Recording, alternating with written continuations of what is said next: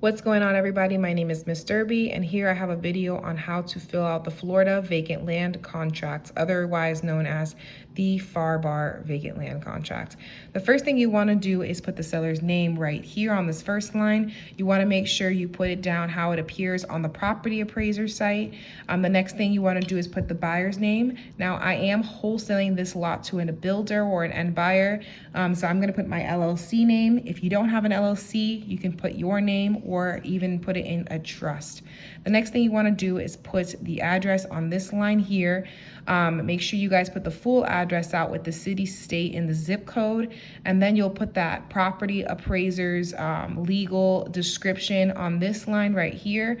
It is a long code that you can put down. Just copy and paste it directly from that property appraiser's site. Okay, the next thing you want to do is put that county right here on this line. And then the next thing you want to do is on line number 2, which is the purchase price. Make sure you put the seller's purchase price right here. I'm giving you guys an example of $30,000. And then you want to go ahead and put the title company information right here. Escrow agent's name. So you could just put the name of the title company on this first line. The next line, you'll put the contact information of the person who's closing out the deal, like the closing agent. You'll put the address right here, phone number, and email of the person, okay, who is closing this deal out for you, okay? Sometimes I do assign these contracts, so I'm not sure who my title company is going to be, because I do work with builders who own their own title companies. So I just put TBD, and what I tell the seller is, hey, I'm gonna put TBD on this contract for now, but I'll make sure within the first week I will send over the full information of the title company. I'm just in the process of getting bids from the different title companies to see who can close the fastest and who can give me the best price, since I'm covering closing costs. And that always typically works with these sellers, and they never have any issues. The next thing you want to do is fill out A, which is will be delivered to escrow within a certain time frame. So what is escrow? Escrow basically is a deposit of good faith that you're going to basically put down as a deposit for starting title work. Okay, the standard is 3 days. I like to say 5 to 7, to be honest, to give me some time to find an end buyer. And then I put a certain amount in there. My standard amount is $500 based on all my end buyers. They typically put a standard of $500, but you can put whatever your buyer says. I've seen up to $2,500, $3,000, $10,000, whatever. I've seen as small as $10. So it's up to you how you can negotiate. The next thing you want to do is balance to closing. So after you pay out that $500, and not you, sometimes your buyer can put it in there, or you have to put it in there depending on the situation. You take that seller's purchase price minus whatever you put in escrow, and that's what you put right here. So obviously 30,000 minus 500 is 29,500. Okay, so you put right here. That's all. Subtract these two numbers and put that number here. Okay, so that way title knows exactly how much was already invested and versus how much they have to give the seller, the rest of the seller. Okay, next thing, time for acceptance. You guys remember I said I wholesale a lot of these lots. So in order for me to get the best price and get it done fast, I have to put time for acceptance on there. Say I talk to them on Monday morning on the 19th at like 9 in the morning and I agree on a price. I give them till 6 p.m. that same day to get this contract signed. So that way I don't give them time to shop this contract around, okay? The closing date, I typically put it 30 to 45 days out, depending on my buyer. So I just put a 30-day closing.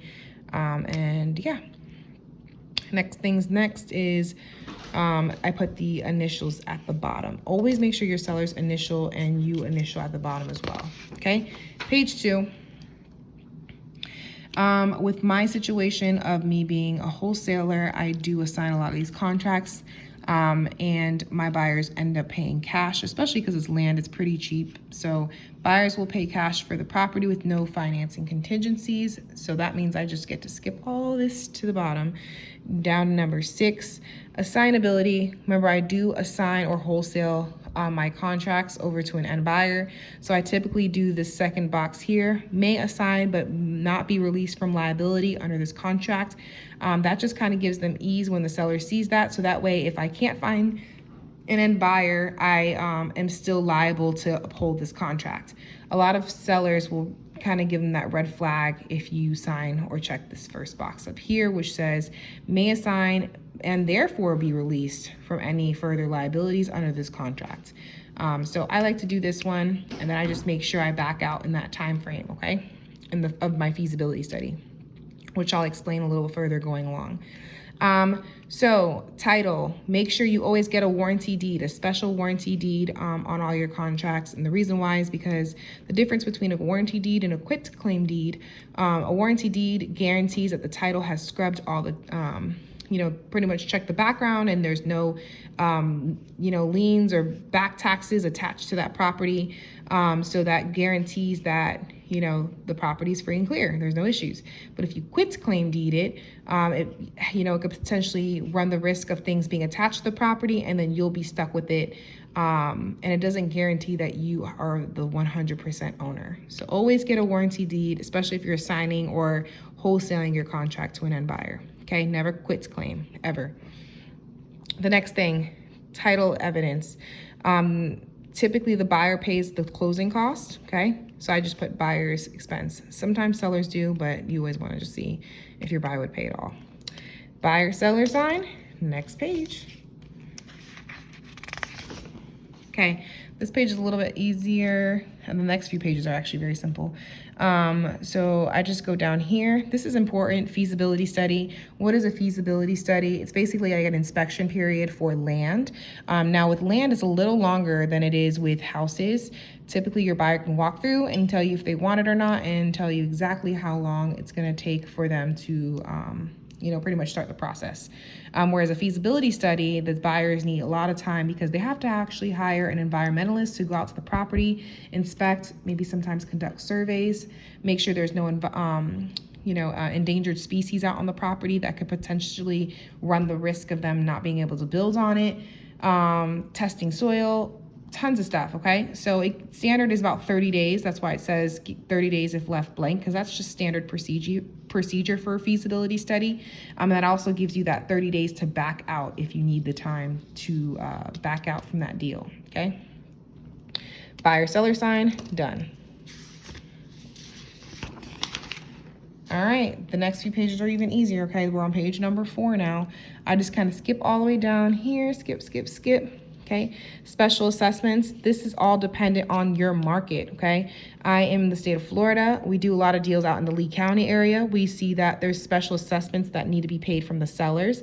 Assessments are basically what the public works or the city comes in, puts pipes through the streets or in that area, and they have to pay for the city to come out and put these utilities and things of that sort. It's a little bit more in depth than that, but basically what it is, it's just basically a charge from the city. They have to pay special assessments prior to closing, or the new owner takes over those special assessments. It's pretty complicated, but I just leave it blank.